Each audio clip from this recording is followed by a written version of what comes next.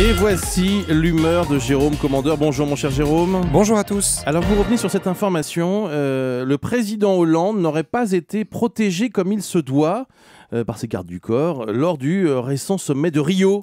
Et oui, cher Bruce, cher Julie, pour paraphraser le célèbre bandit Spaggiari, nous aurions un président Hollande sans armes, ni haine, ni violence, surtout ses gardes du corps d'ailleurs, ce qui est plus problématique. Vous l'avez évoqué hier, donc le service de protection du président aurait tout bonnement oublié une mallette d'armes à l'Élysée quand ce dernier s'est rendu au sommet de la Terre à Rio le 20 juin dernier. Encore une occasion de se démarquer de son prédécesseur. À l'inverse de François Hollande, qui apprécierait sa liberté de mouvement, on dit de Nicolas Sarkozy qu'il adorait être entouré par ces types à la mâchoire carrée, lunettes de soleil, oreillettes.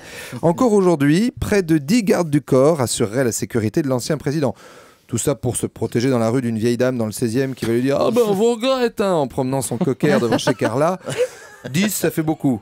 Oui. En même temps, dans le sac de la petite dame, il y a peut-être une carte vitale et une pomme. Donc là, on est sur une arme de catégorie 12. Hein. Niveau danger, Ben Laden, à côté, c'est sur sourire. Hein.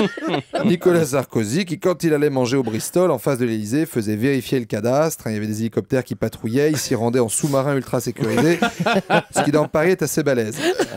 Alors aujourd'hui, aussi normal qu'il soit, le président de la République doit être protégé. Et cette bévue prouve que, pour le moment, on n'est plus sur une protection de président de conseil général de Corrèze. Hein, ça sent encore sa secrétaire de bureau qui lui dit alors... À 22h, vous sortez de la fête de l'amicale des seigneurs à Tulle, François. Vous filez sur Égleton. En revanche, vous faites bien attention avec le Picasso, il y a un nid de poule à l'entrée de Chanac-les-Mines. Attention, vous le contournez.